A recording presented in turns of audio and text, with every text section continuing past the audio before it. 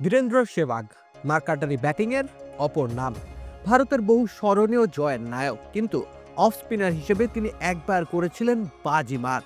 তার ঘূর্ণিতে ভর করে ফাইনালে উঠেছিল টিম ইন্ডিয়া।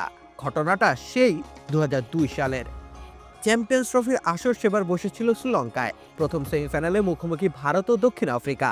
প্রথমে ব্যাট করতে নামে ভারত। ব্যাট হাতে দলের জন্য শুভ সূচনায় এনে দিয়েছিলেন বীরেন্দ্র সেহবাগ। আগ্রাসনকে পাশ কাটিয়ে তিনি 22 গজকে আঁকড়ে ধরেননি, বরং সেদিনও বলের সাথে পাল্লা দিয়ে রান তুলেছেন আপন ছন্দে। 50 করেছিলেন তিনি মাত্র 47 বলে, যদিও সেই ইনিংসে বেশি দূর এগিয়ে নিয়ে যেতে পারেননি। 58 রানে তাকে থামতে হয়েছিল, কিন্তু শেষ দিকে যুবরাজ সিং এর 62 রানের কল্যাণে লড়াই করবার মতো পুঁজি পেয়ে যায় ভারত। স্কোরবোর্ডে জমা হয় 261 রান 9 উইকেটের বিনিময়ে। ম্যাজিক হার্বাল টুথপেস্ট দূর করে দুর্গন্ধ সৃষ্টিকারী দাঁতের সমস্যা। ইয়েস, দেখাও তোমার ম্যাজিক।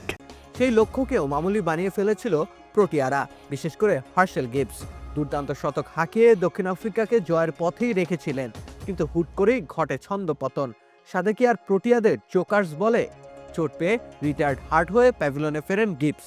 এরপর দৃশ্যপটে হাজির হন বীরেন্দ্র সেহবাগ। কারণ তখন দক্ষিণ আফ্রিকার সংগ্রহ ছিল 192 রান। ইনিংসের 37তম ওভার শেষ হয়েছে কেবল। 78 বলে প্রোটিয়াদের জয়ের জন্য প্রয়োজন ছিল মাত্র 70 রান, কিন্তু সহজ কাজটাকে পাহাড়সম কঠিন করে ফেলেন পার্ট টাইমার সেহবাগ। গিবসের পর একটা প্রান্ত আগলে রেখেছিলেন জ্যাক ক্যালিস। 50 পেরিয়ে শতকের দিকে এগিয়ে যাচ্ছিলেন তিনিও, কিন্তু সেহবাগের ঘূর্ণিতে যেন মাথা ঘুরিয়ে যায় ক্যালিসদের। সেহবাগের প্রথম শিকারে পরিণত হন মার্ক বাউচার। টাইট বোলিংয়ে সেহবাগ অতিষ্ঠ করে তুলেছিলেন আফ্রিকান ব্যাটারদের। তাতে করে শেষ ওভারে জয়ের জন্য প্রোটিয়াদের প্রয়োজন গিয়ে দাঁড়ায় 21 রানের। শেষ ওভারের জন্য সেহবাগের হাতেই বল তুলে দেন সৌরভ গাঙ্গুলি। অধিনায়ককে এক ফোঁটা নিরাশ করেননি তিনি, তবে শঙ্কা জেগেছিল ম্যাচ ফসকে যাওয়ার। 91 রানে ব্যাটিং করতে থাকা ক্যালিস সেহবাগের প্রথম বলেই ছক্কা হাঁকান। ভীতিকর পরিবেশ সৃষ্টি হয়েছিল বটে, কিন্তু পরের বলেই প্রত্যাবর্তন ঘটে বীরেন্দ্র সেহবাগের। ভারতের একমাত্র পথের কাঁটা ক্যালিসের উইকেট শিকার করেন তিনি। সেই ওভারের শেষ বলে উইকেট পেয়ে যান সেহবাগ। ল্যান্স ক্লুজনার ক্যাচে তুলে দেন মোহাম্মদ কাইফের হাতে। তাতে করে 10 রানে জয় পেয়ে যায় ভারত। ফাইনালে নিজেদের টিকিটও কেটে ফেলে দলটি।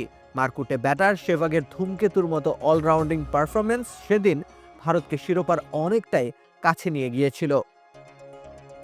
কিন্তু ভাগ্যের নির্মম পরিহাসে তাদেরকে শিরোপা ভাগাভাগি করতে হয়েছে।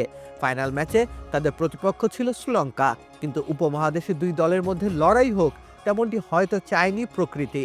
তাই তো বৃষ্টির জলে ভাসিয়ে দিয়েছে ফাইনাল ম্যাচকে। কিন্তু বীরেন্দ্র সেহবাগের অনবদ্য স্পিনার হয়ে ওঠার সেই স্মৃতি নিশ্চয়ই এখনো উজ্জ্বল আলোর বিকিরণ ঘটায় ভারতের ক্রিকেট ইতিহাসে। রাকিব হোসেন রুম্মান, খেলা 71।